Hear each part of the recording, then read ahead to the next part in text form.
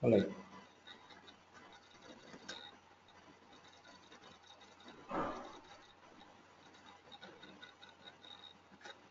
All right. So now it seems everyone has joined. All right. So we have talked about different things. So last few sessions we have been talking about portal sites, packaging and distributions, and everything. So now the next thing that we are going to talk about, which is the final concept, which is testing of Apex. Okay. Testing of Apex is the concept where you test whatever Apex code you have written. All right. Why is it so important? It's so important because before you can deploy the Apex code, that needs to be tested, right? In one of our previous sessions, we talked about governor limits, right? So there are certain governor limits which are imposed by Salesforce.com. Now, when the governor limits are there, it may happen that the way you have written your Apex code might hit the governor limit and start throwing too many errors, right? That's one thing. Other thing can be you might write incorrect code, which may kind of keep on running for longer times. So Salesforce wants to make sure that every bit of code or Apex which you write and which is deployed means finally moved to the production, is tested. So Salesforce has defined its own way of testing the Apex, and you need to test your Apex before it can be actually deployed to the production. Okay, so this is the last and final concept which we are going to talk about. The testing of Apex is a simple concept. If I have to tell you in a simple language, it's code written to test actual code. So you write some code and then you write some additional code to test the actual code. Okay, and based on the, so that's called test,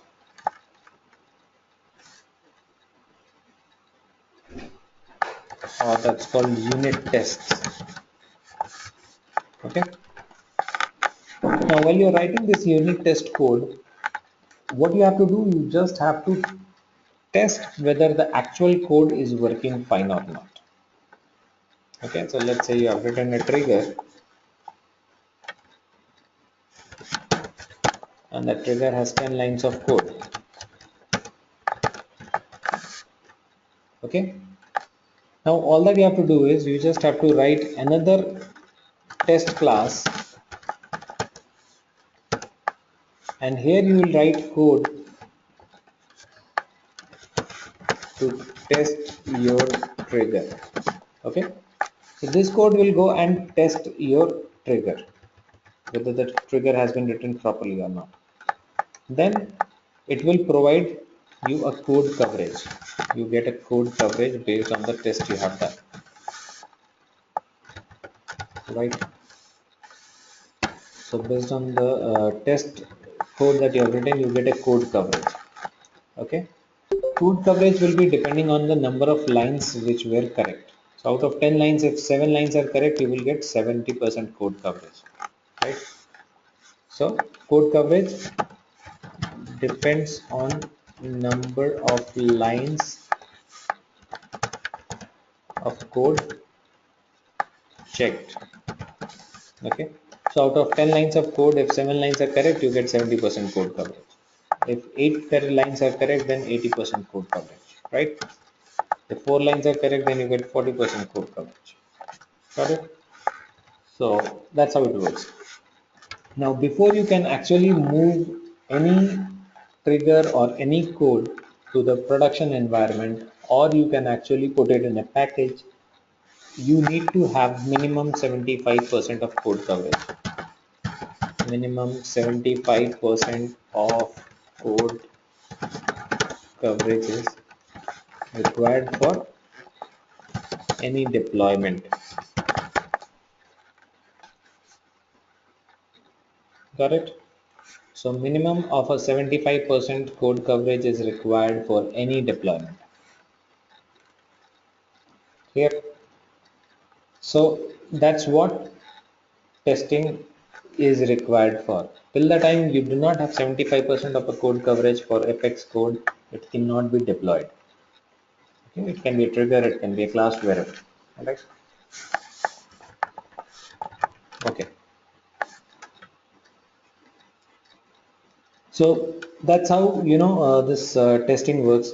Now there are a few basic concepts about testing,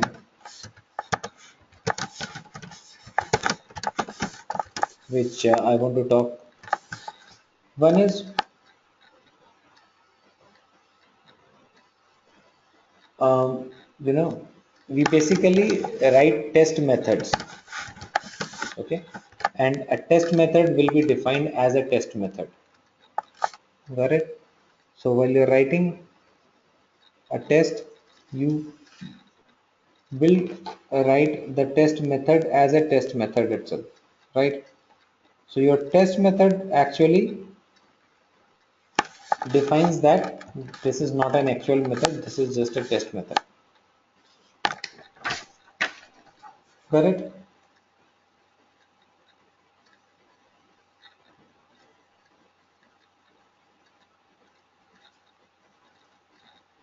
Okay. Secondly, your test apex does not have access to real data.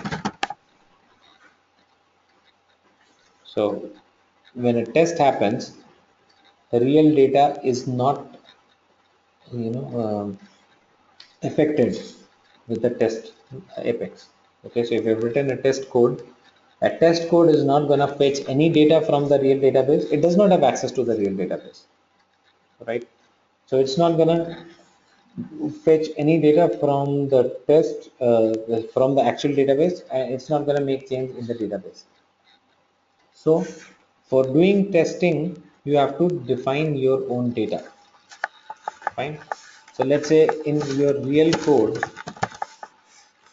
you have written something like account A equals select name from account where ID equals something. Let's say this is the code, and then you do something and then you update A. Okay, this is your real code. You want to test this code whether this is working fine or not. So for testing this code, you cannot say account A equal to select statement because it does not have access to the real database. Then you have to say account A equals new account, okay,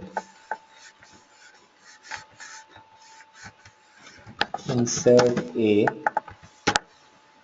and then try to update A the way you did in the actual code, right? So the select statement kind of a thing you cannot access in this, because the problem is that your database cannot be accessed using the test effects. All right. So you all that you need to do is you just need to do the same stuff which you're doing in the real code, but with dummy data. That's what testing is. So if it is successfully, the operation is done successfully with the dummy data, it's fine. Okay, so if it can actually go ahead and create this new record and update this, it's fine. If the update operation gives some error, then this line will not get code coverage. Correct. So that's what basically our testing is doing.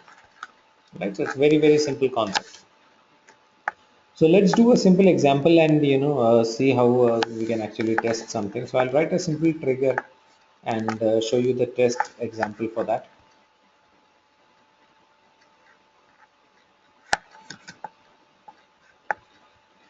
So let me write a small trigger on account.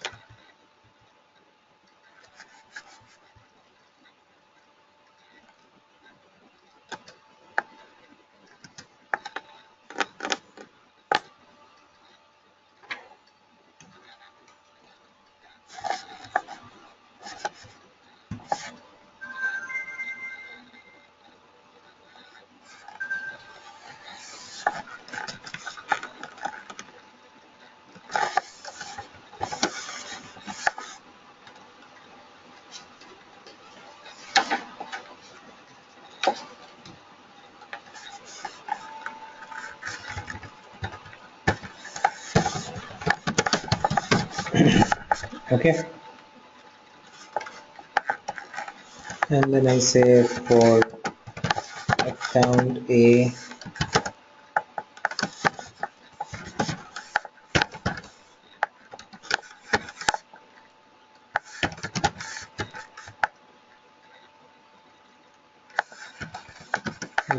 A dot industry equals technology, then A dot description equals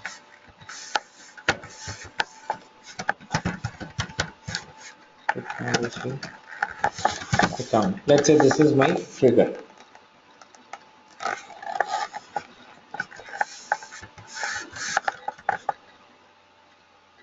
Okay, this is my trigger. I want to test this trigger. Okay, so to test this trigger, as I told you that it will not have access to the actual database. This trigger needs to be tested with some records. So while you try to write a test for it, all that you have to do is you have to come create some dummy records. Okay, and then test this process for those dummy records. Right? Okay. Can I test it with one single record? Ideally, not suggested because as I told you earlier while our discussion that all triggers should be written so that they can deal with multiple records. So the same way, while you're writing the test for triggers, you always need to make sure that you're testing it for multiple records. So don't create one single dummy record and test it. Create multiple records and test it. Okay. Where will we create those dummy records? In our code. So all that I have to do is I just have to go and start writing the test class for it. So how do I do that? Just go to setup. So this is a trigger. Okay. Now you just go to develop Apex classes, create a new class.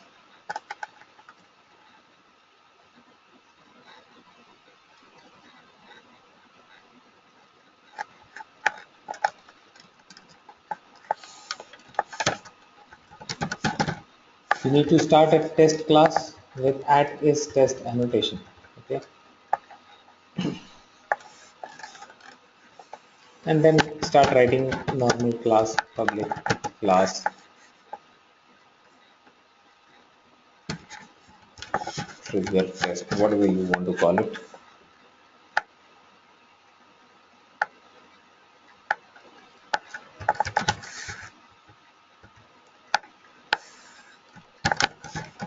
First of all, I'm making arrangement for my list of accounts.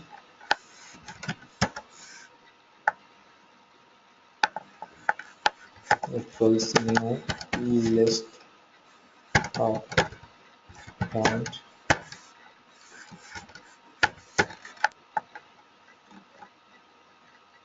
Okay, and then I want to create multiple records, so I say for integer I equals 0,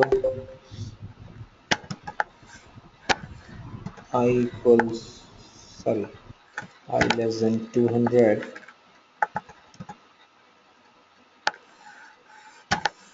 I plus plus,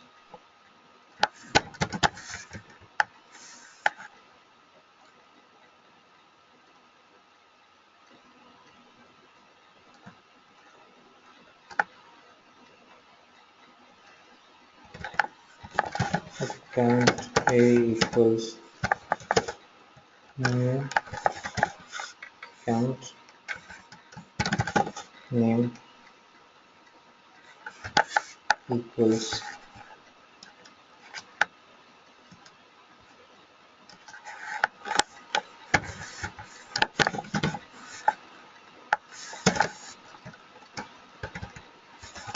just account plus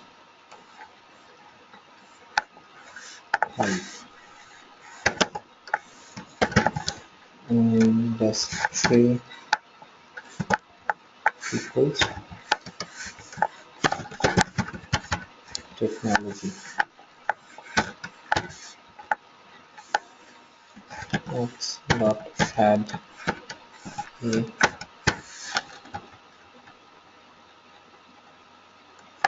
Got it? So here what I've done is inside this for loop I have created 200 dummy accounts. I've created a list of 200 dummy accounts, right? For integer I equals 0 to 100, I am creating 200 dummy accounts here, right? So test account 1, test account 2, test account 3, that way it will create 200 accounts, right? With its test account name. And all these accounts get added to this accounts. Now this accounts, ACTS, this is a list of 200 dummy accounts, right? What I have to test, now I have got the dummy data. I have to just test if it is able to insert the 200 accounts into the database or not. So that's something which needs to be tested. So that's it. All that you have to do is you have to start your test. You say start test. So while you're defining the variables and all these things for the test, that does not need to be included in the test. Okay, this is just setting the context, creating the records and preparing that. But that does not need to be included in the test. You can just say start test.start test,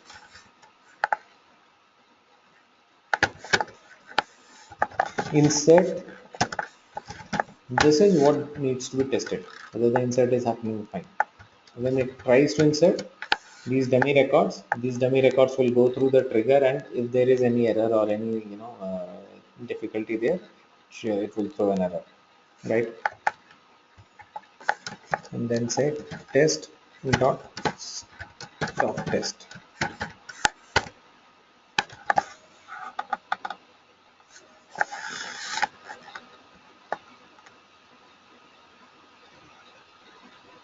Line number 4, curly bracket.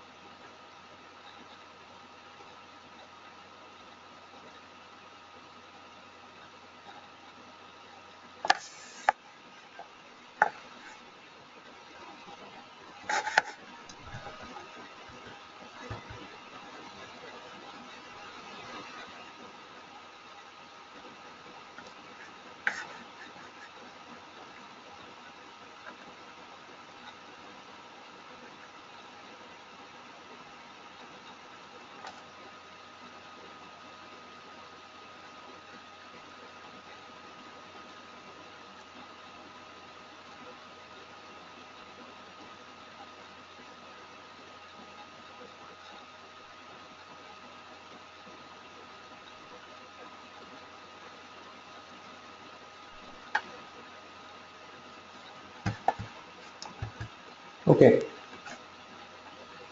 now within this test, we have done the start of the test, we have done end of the test.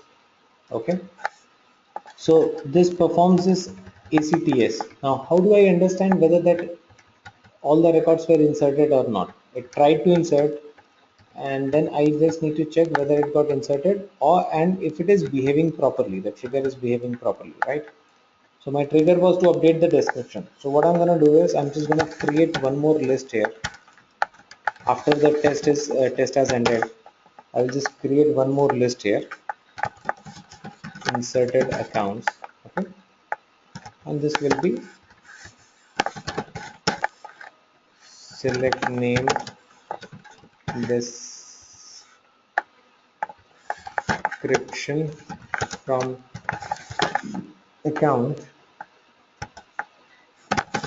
where ID in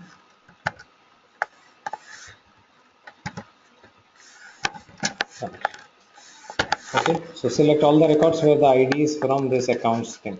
So these are the records which got inserted, okay, but it's actually these records are not getting created actually, as I told you. So it can neither take the data from the database, it can nor put data back into the database. It's all happening just it's all dummy thing, okay. So though we have performed an insert operation, there was no test records which are created in the database. All right, but for testing purpose you can use it. Correct. And then you can actually just go ahead and see for account A in inserted accounts, you can just do a system.sh.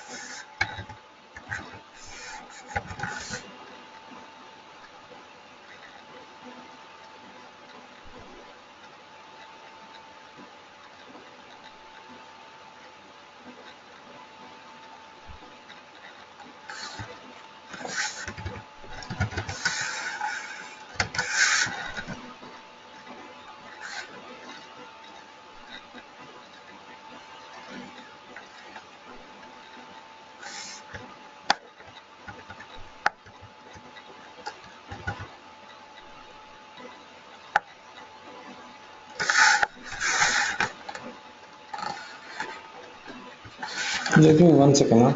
I'm making some small mistake here.